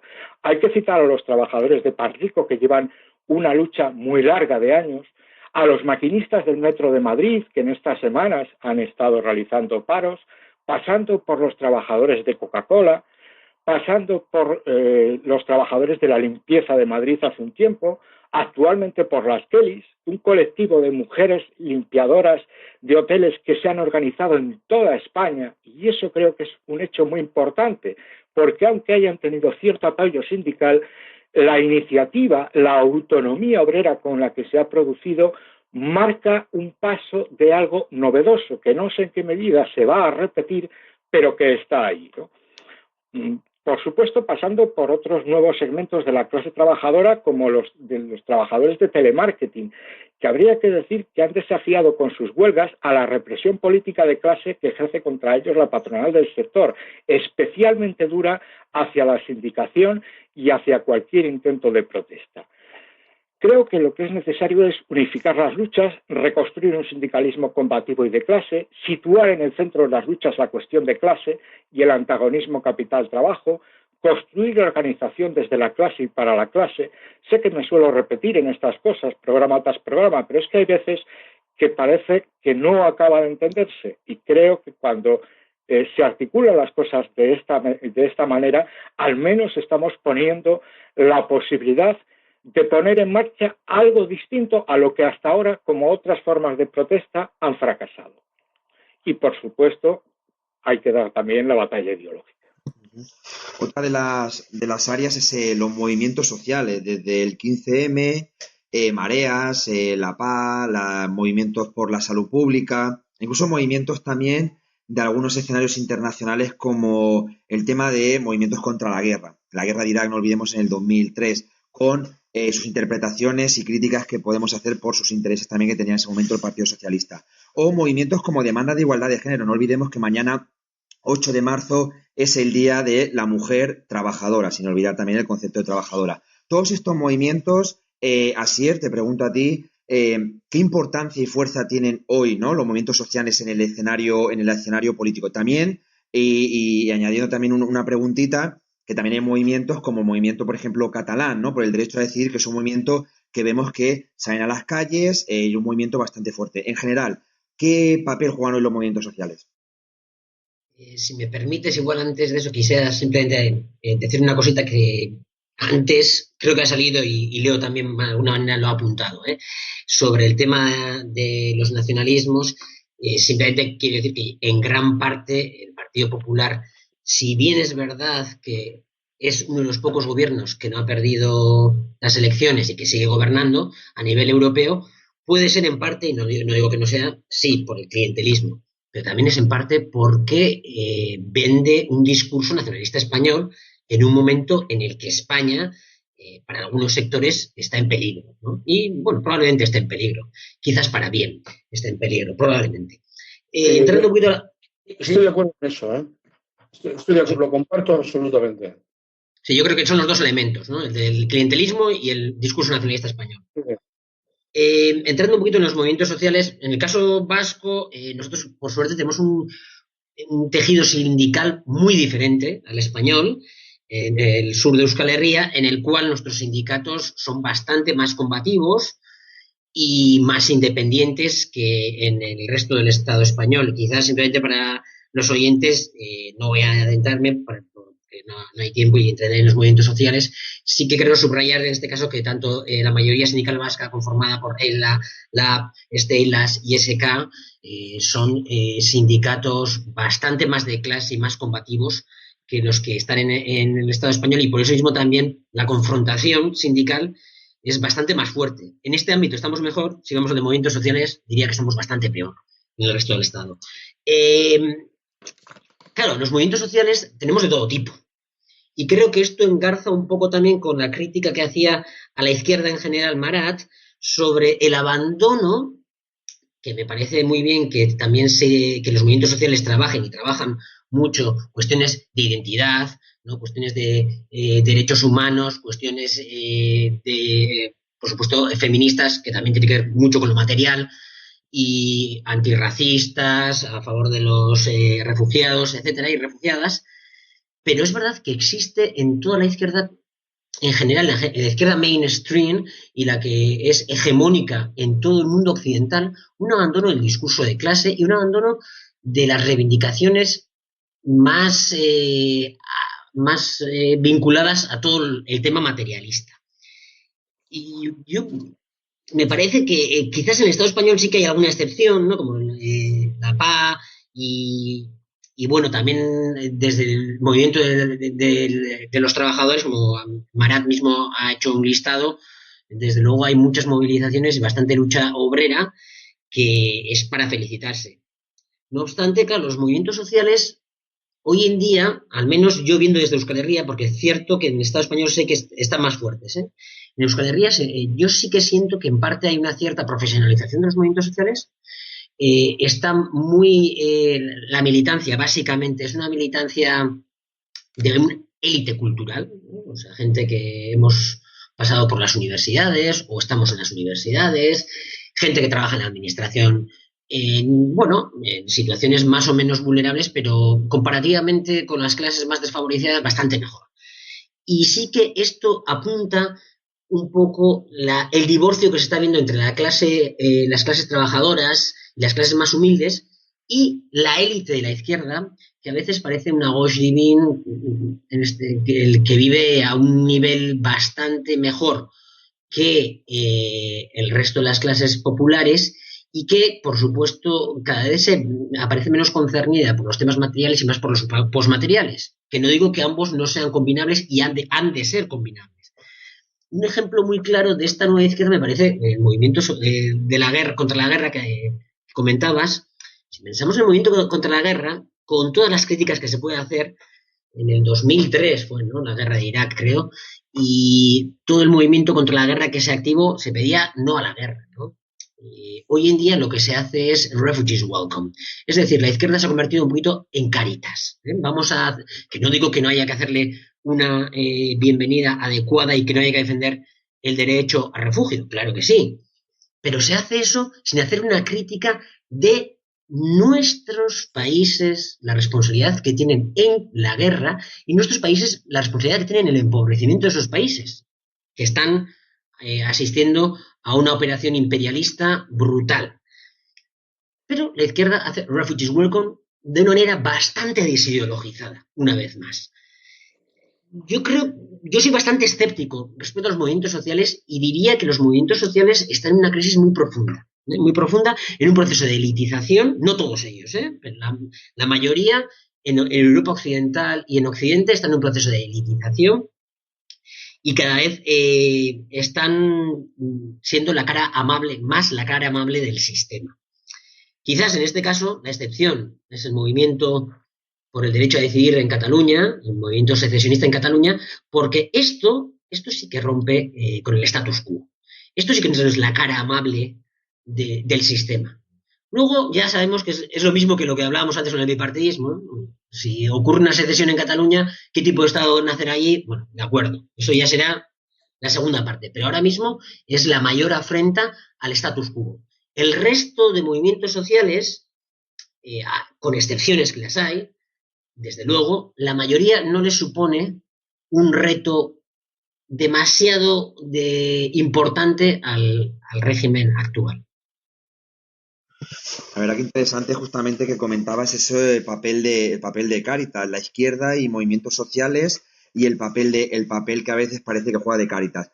Salida, no olvidemos de hace unas semanas que hubo justamente en Barcelona, ¿no? De el Welcome Refugees, pero no se analizaba las causas de por qué existen esos refugees, es decir, los ataques imperialistas que se han dado en Siria, en todo el norte de África, y esa izquierda acaba convirtiéndose mucho en un papel de la ONG de Cáritas. Hablamos de las consecuencias, pero no de las causas.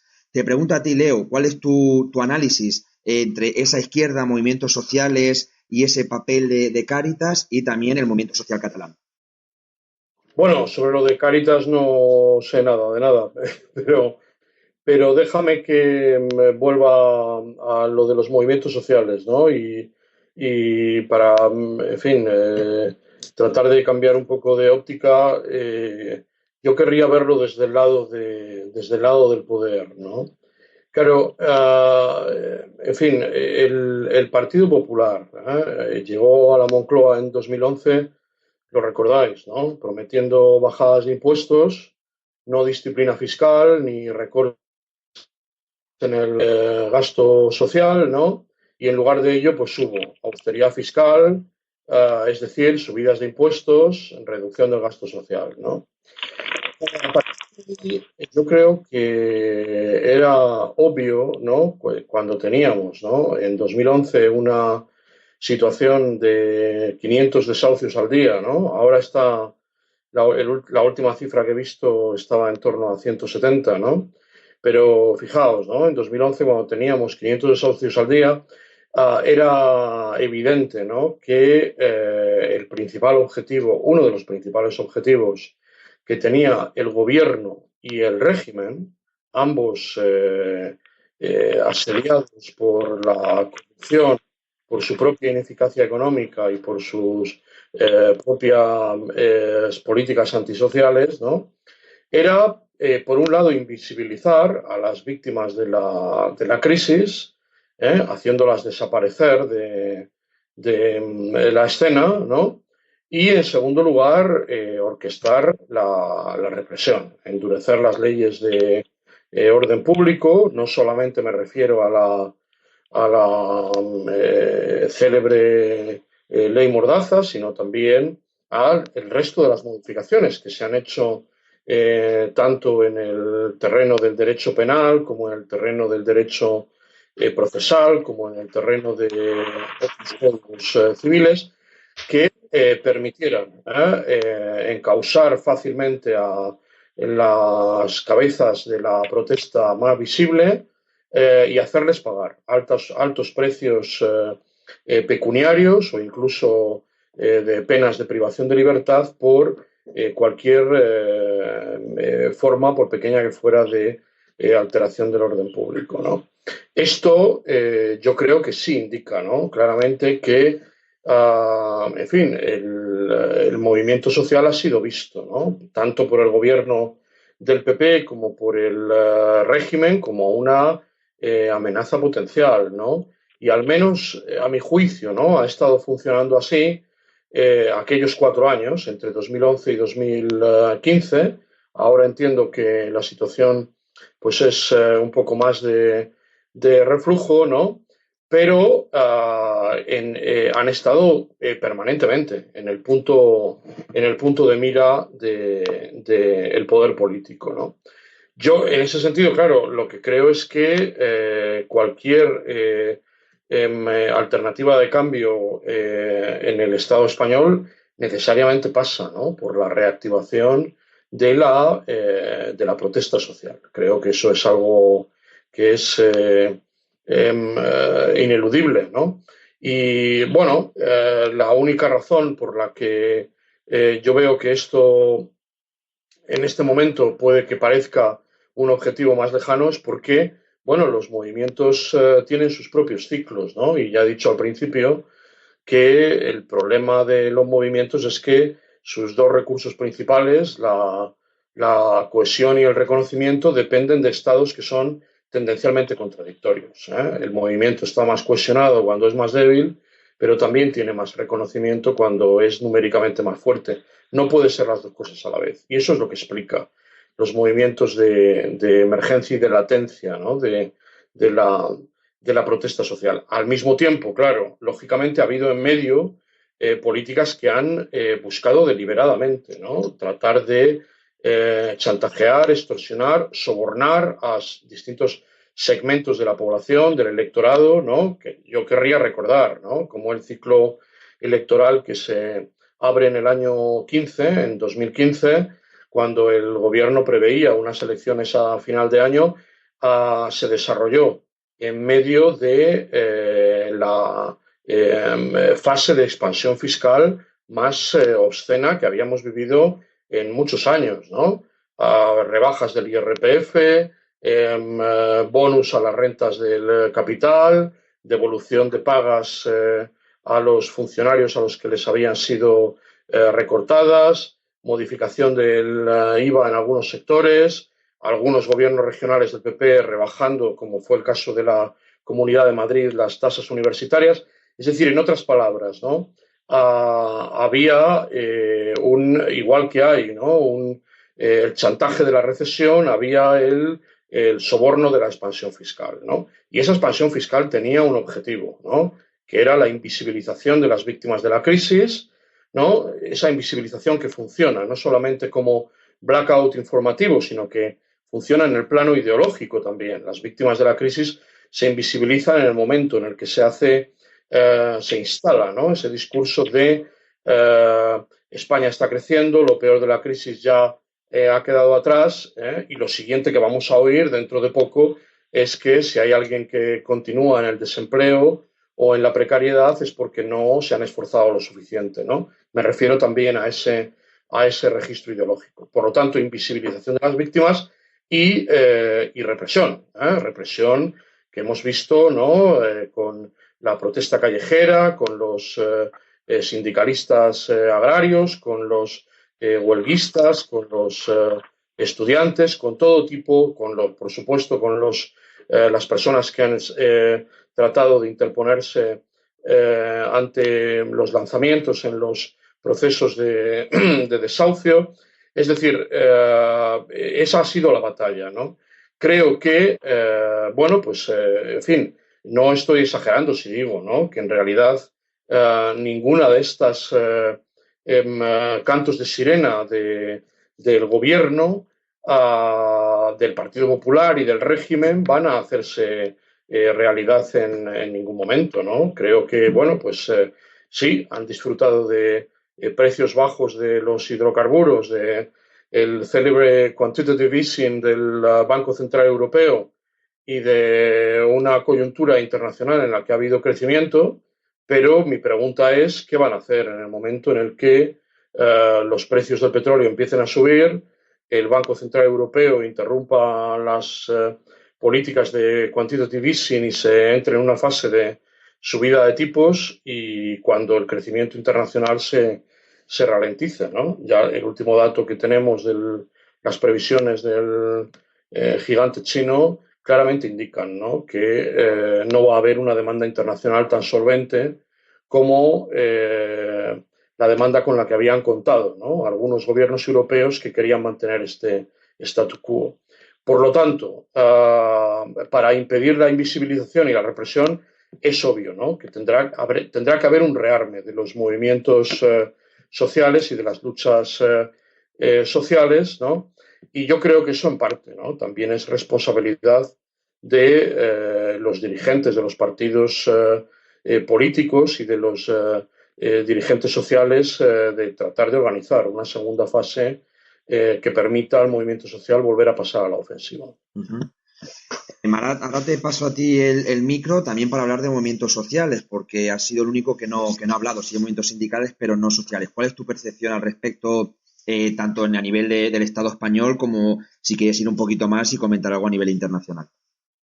Sí, bueno, a mí el concepto, la expresión movimientos sociales me incomoda y voy a explicar por qué. Es un producto más de la posmodernidad, de la negación de la centralidad de la clase trabajadora en las luchas, de la nueva izquierda norteamericana, que fue principalmente quien la teorizó. Es el recurso a las múltiples identidades en las protestas y al privilegio de lo simbólico, ¿no? De lo postmaterialista, ¿no? Dicho esto, y empleo el término postmaterialista en el sentido en el que lo emplearía un marxista, es decir, en el sentido de lo que ya no tiene que ver con las necesidades inmediatas de la gente, ¿no? O de la clase trabajadora en concreto. A mí ya la palabra de la gente ya empieza un poco a repatearme. Dicho esto, es más, se está utilizando como un elemento de oposición o antagonismo que haga luz de gas sobre el propio hecho del movimiento obrero. Asier hablaba de la profesionalización, y tanto que profesionalización, de ciertos movimientos sociales. Yo recuerdo que hace años me llegó la información contrastada por varias vías de las FEMEN cobrando, el movimiento de las FEMEN cobrando unos 1.200 euros mínimo al mes, aparte de los viajes por su militancia, ¿no? En noviembre de este año pasado, desde Moveon, que es la plataforma desde la que se organizan las protestas en Estados Unidos, ligada a la Open Society Foundation de Soros, se aparecían en algunos periódicos unas ofertas de trabajo de $1.500 mensuales, con posibilidad de trabajar media jornada como activista o jornada completa para protestar contra el nuevo presidente de los Estados Unidos, que por lo demás aclararé que me cae como una patada en la barriga a las 9 de la mañana. Bueno, cuando esto se hace, esto tiene alguna intencionalidad y algún cometido, ¿no? Yo creo que a nadie se le escapa. Por cierto, esta convocatoria del paro mundial del 8 de marzo, es decir, de mañana, que se organiza fundamentalmente desde Estados Unidos con la colaboración de una serie de organizaciones de izquierda, progresistas y no sé qué, también tiene su financiación y también tiene sus conexiones con Moveon. Dicho esto, creo que podríamos entrar en el caso de los movimientos en España. El 15M poco voy a decir porque yo creo que ya se han tratado en varios programas y bueno, yo ya he expuesto mi opinión sobre el 15M y sobre el impacto que desde mi punto de vista tuvo en la desideologización y en la ruptura con las conexiones del hilo histórico del movimiento obrero. Algo distinto ha pasado con la PA. La PA sigue ahí. La PA sigue probablemente con menor protagonismo, pero ahí está y casi todos los días, si no todos los días, todas las semanas conocemos un caso. Hoy la PA ha parado un desahucio, ¿no? Y ahora está con una lucha concreta. ¿Por qué funciona? Funciona porque va a las necesidades concretas y reales de las personas que sufren las consecuencias de la crisis al perder su vivienda. Yo creo que esa solidaridad que ha creado es potente porque está ligada a hechos reales. Otra cosa es que algunos de sus planteamientos no me parezcan aceptables, aunque últimamente habla menos de ello. Me refiero al caso de la dación en pago.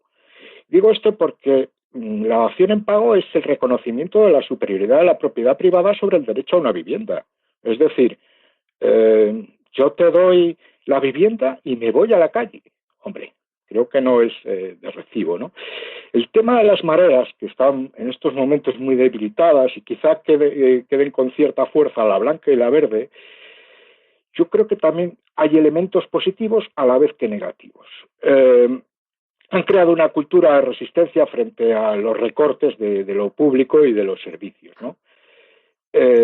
pero han estado muy marcadas por un ciudadanismo que expresaba cierta cultura de usuario de servicio antes de que como forma de salario indirecto de la clase trabajadora.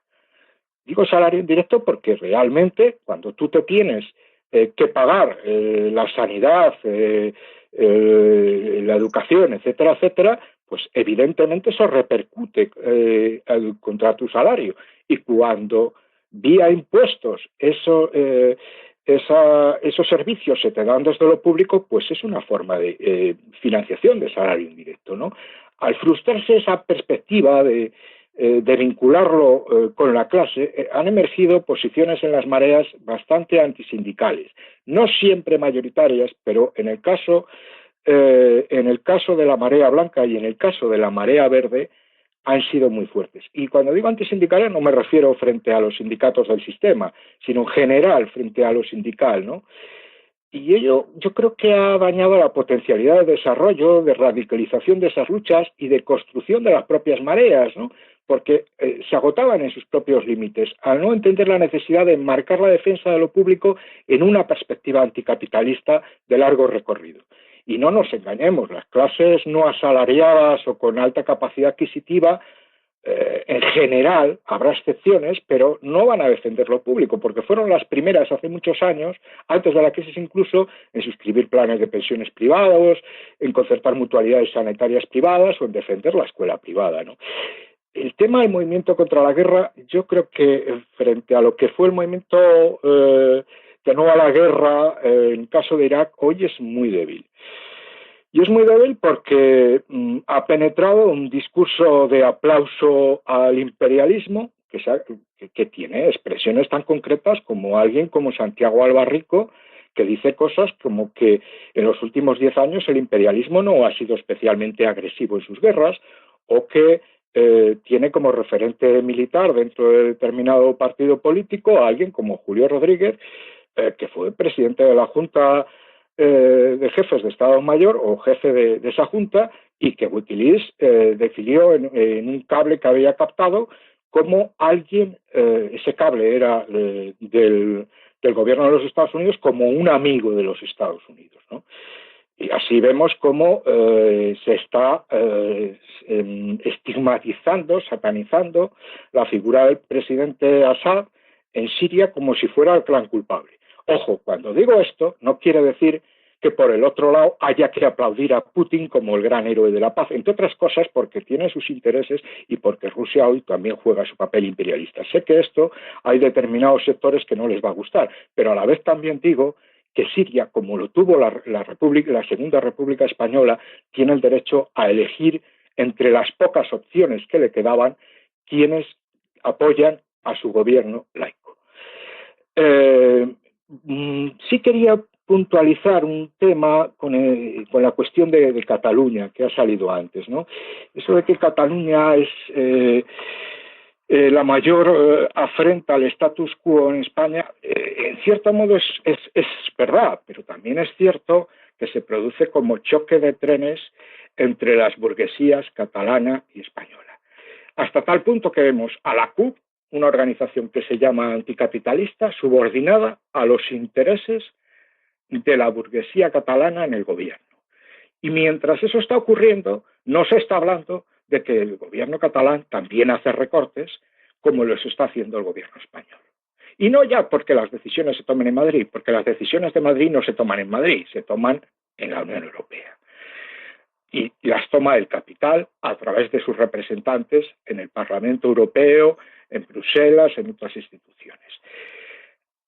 Dicho esto, que quede claro que mi posición es favorable al derecho a autodeterminación y a su ejercicio, que no a su promoción desde mi posición marxista. Siempre estaría a favor de que ese derecho se pudiera expresar y manifestar, pero no jugaría a dividir a la clase trabajadora en patrias. Y bueno, esta sería un poco mi perspectiva. Sí que hay un punto que me estaba olvidando y que quiero volver sobre él, ¿no? Y es el de las marchas por la dignidad. Las marchas por la dignidad están empezando a recuperar músculo, a la vez que vuelven a recuperar otra vez una posición de clase clara en sus lemas, no a la Unión Europea, no al euro. contra el recorte de las pensiones, contra las reformas laborales que se han hecho, etcétera. El riesgo que se produce ahora es que en mayo, que habrá una marcha estatal sobre Madrid, los progres intenten coparlas y desvirtuarlas del mismo modo que el año pasado lo sabotearon con su mani en Madrid a la misma hora, con el mismo recorrido que se pretendía hacer los del Plan B de Varoufakis. Ese es un riesgo que está ahí. Bien, estamos ya, yendo finalizando porque llevamos ya casi 2 horas con estas intervenciones amplias y ricas. Yo ahora lo que sí que, para que todos tengamos las mismas condiciones, ¿no? La misma igualdad de oportunidades.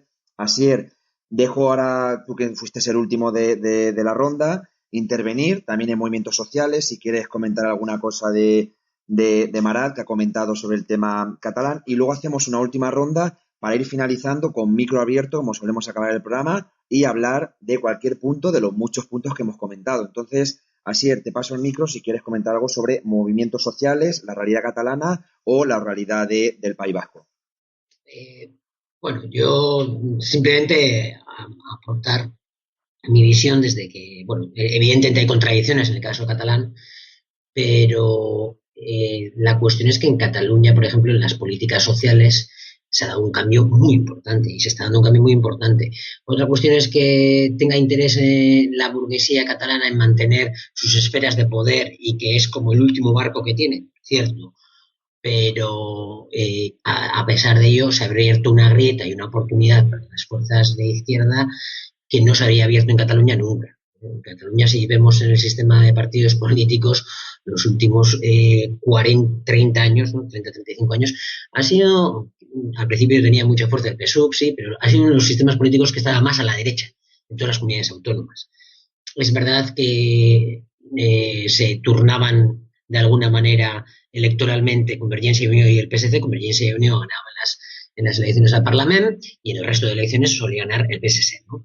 Pero más allá de ello, ahora mismo en Cataluña se han abierto una cantidad de oportunidades para su futuro como nación y también para la transformación social como nunca se habían abierto probablemente en ninguna parte del Estado español.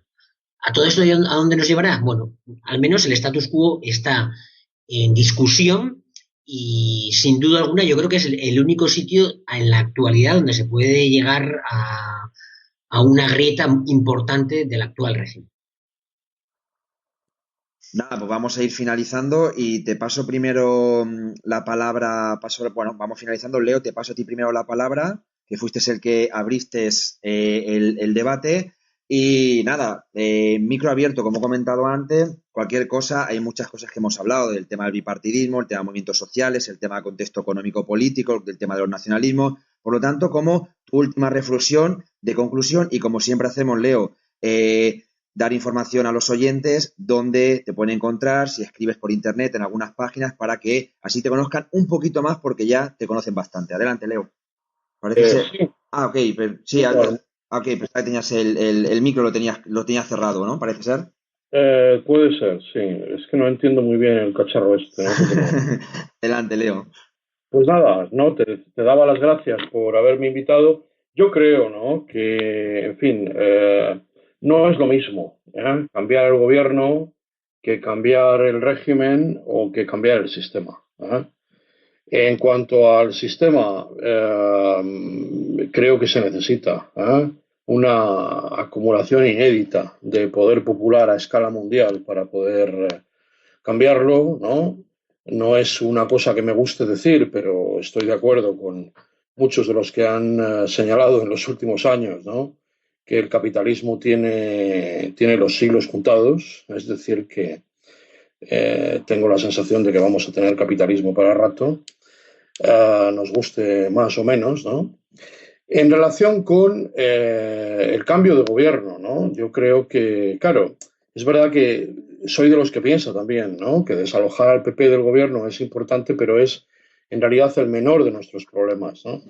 Y para desalojar al PP del gobierno, yo creo que las fuerzas de cambio tienen que llegar a un entendimiento. De lo contrario, con esta aritmética que tenemos en este momento, gobernará siempre la derecha, ¿no?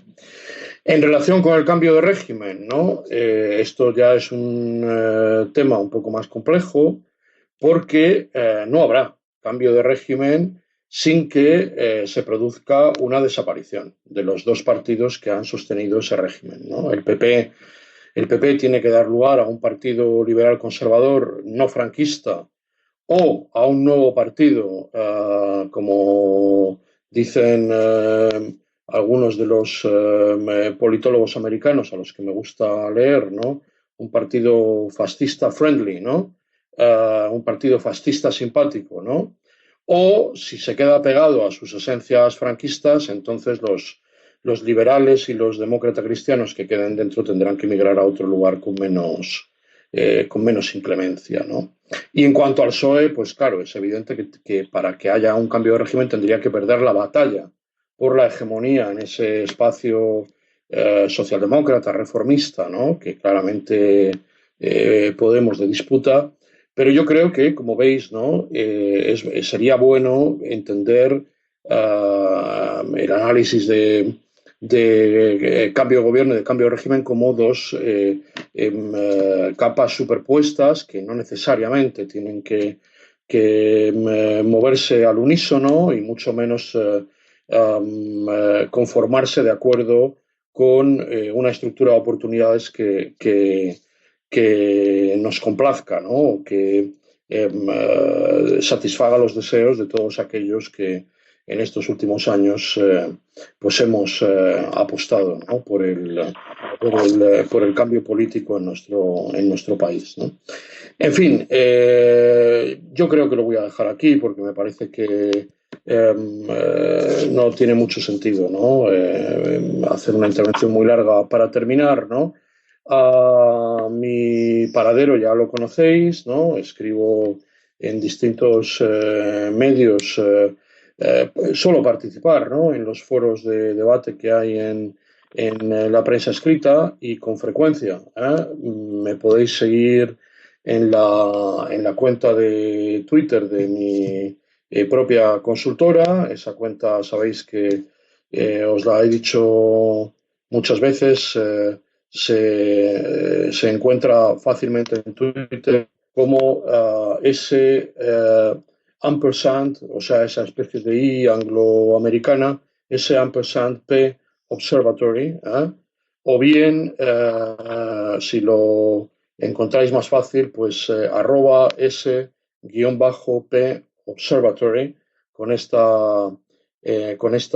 término en lengua inglesa, y ahí podéis encontrar en distintas lenguas, todas las que podemos, tanto yo mismo como mi pequeño grupo de colaboradores, lo que vamos haciendo a lo largo de los días. Así que muchísimas gracias por tenerme y, en fin, espero que los oyentes no hayan entendido que les hemos dado un tostón tremendo y que haya sido el cambio de impresiones provechoso para todos. Muchísimas gracias. Gracias, Leo, gracias a ti y nada de tostón, yo soy un oyente más y la verdad que se aprende muchísimo. Gracias, Leo, por estar con nosotros una vez más y por todo tu esfuerzo. Marat, te paso a ti Marat, te paso el micro ahora a ti y adelante, igual, lo mismo, una conclusión final, la reflexión que tú sistematizas de todo lo que ha salido hoy, lo más importante para ti, adelante. Bueno, yo, si tuviera que resumir un mensaje de lo que, de algún modo, de la impresión que tengo respecto del tema tratado, diría, en primer lugar, que estamos en un momento de impasse, de difícil pronóstico evolutivo. Yo creo que el que hace pronósticos hoy tiene un gran riesgo de equivocarse, donde podemos analizar en todo caso tendencias. Los diagnósticos pueden ser más o menos acertados, pero son más manejables y más sencillos. Y en todo caso, yo sí soy un convencido de que los sistemas desaparecen y son sustituidos por otros. Pero no desaparecen por sí mismos, tienen que ver con los sujetos políticos que provocan esa transformación, y desde luego creo que no están esos hoy, o no están a la vista. no lo están, desde el planteamiento de que lo parlamentario es el eje de los cambios. El propio término cambios, pues bueno, pues a mí me recuerda el mismo eslogan de Felipe González del 82, además repitiendo de una manera un tanto como el príncipe de Lampedusa, ¿no? Cambiar para que todo siga igual, con una sensación de que hemos entrado en el neolenguaje, ¿no? Se hablan de cosas como soluciones habitacionales, ¿no? Este era un lenguaje que utilizaba María Antonia Trujillo en su época ministra de la Vivienda del gobierno Zapatero, ese señor que era, para cierto político actual, líder de la izquierda, líder progresista mundial, ¿no? Bien. Bueno, pues lo mismo pasa con otros tipos de lenguaje que hoy se utilizan. Es el cambio de la nada, el cambio sin sustancia, el cambio simplemente de actores, ¿no? Si es que se producen a corto plazo, que a corto plazo está por ver. En cuanto a mi, bueno, pues dónde escribo yo, ya en la presentación lo has comentado. Tengo mi propio blog, La Barricada cierra la calle pero abre el camino, y colaboro habitualmente con La Jaime, Canarias Semanal, el Diario Octubre y Crónica Popular. Y dentro de mi organización política, el Espacio de Encuentro Comunista, contribuyo a la elaboración colectiva de los textos donde vamos fijando nuestras posiciones políticas. Gracias, Marat, por estar con nosotros una vez más, y ya sabes, invitado siempre que puedas, ¿no? Son reflexiones interesantes, reflexiones críticas. Gracias, muchísimas gracias. Y así lo mismo, te paso el micro a ti para que vayas finalizando también tu conclusión o tu pregunta abierta, porque preguntas tenemos abiertas siempre, constante para el debate. Y dónde te podemos encontrar, dónde sueles escribir, dónde estás en las redes. Vale, muchas gracias por la invitación. Y nada, brevemente, yo creo que nos hemos extendido demasiado. Simplemente, bueno, yo subrayaría que la atomización que sufren las clases populares hay que acabar con ella y hay que conectar las luchas que se están llevando a cabo en diferentes ámbitos y que muchas veces no tienen una conversación entre ellas. Y hay que conectar esas luchas porque, entre otras cosas, es necesario acabar con la demonización de la clase obrera y de los humildes, porque creo que en gran parte uno de los problemas que tiene la izquierda es que ha sufrido un proceso de elitización, tanto a nivel de representantes políticos como representantes o gente que lidera los movimientos sociales, ¿no? Y bueno, yo con esa reflexión me quedaría. En mi caso, bueno, yo escribo en el semanario Arguía y en la página web de Arguía. Escribo básicamente en euskera y también pues, intervengo en Euskadi Irratia, en euskera, o en la televisión vasca también en euskera. De todas maneras, de vez en cuando algo hago en castellano, que podéis encontrar algo de lo mío, pues sobre todo en temas más internacionales, algo ahí en Rebelión, y por la red, pues también estoy en Twitter, y bueno, sin más. Gracias, Asier, entonces, por hablar hoy, hacer el esfuerzo de hablar en castellano. Si sueles escribir en euskera, hablar más en euskera, gracias por hacer el esfuerzo de hablar en castellano. Gracias por estar con nosotros. De nada, gracias a vosotros por la invitación. Hoy muchos temas en tan poco tiempo. Una frase que deja claro que hemos tenido intervenciones de gran calado, de amplio contenido, de amplia sistematización. Intervenciones de nuestros tres invitados, Leo Moscoso, Marat y Asier Blas. En el programa de hoy, crisis de la política y el papel de movimientos sociales. Un debate que han entrado en el juego diferentes puntos de vista dicotómicos. ¿Crisis o no crisis del régimen del 78? ¿Caída o reestructuración del bipartidismo? Relación entre el momento actual político y la crisis económica de 2008. El tema de los nacionalismos, pero sin olvidar nunca el nacionalismo español, debatiendo además entre centro y periferia, y el papel sindical actual, el movimiento obrero y los movimientos sociales. Un programa que yo, desde mi completa humilde subjetividad y como también un oyente más, resumo en un simple enunciado: debatiendo y analizando aprendemos, pero más aprendemos organizando y actuando. Gracias, Leo, Marat y Asier. Y a todo esto, también felicitar a todo el equipo de Colectivo Burbuja por su trabajo constante. José Manuel Corrales en producción, Juan Martínez en postproducción, Pablo Domínguez en la web de www.colectivaburbujo.com y, como no, un abrazo a todos los oyentes. Y quien quiera colaborar en el proyecto no tiene nada más que asociarse. Hasta pronto, hasta siempre.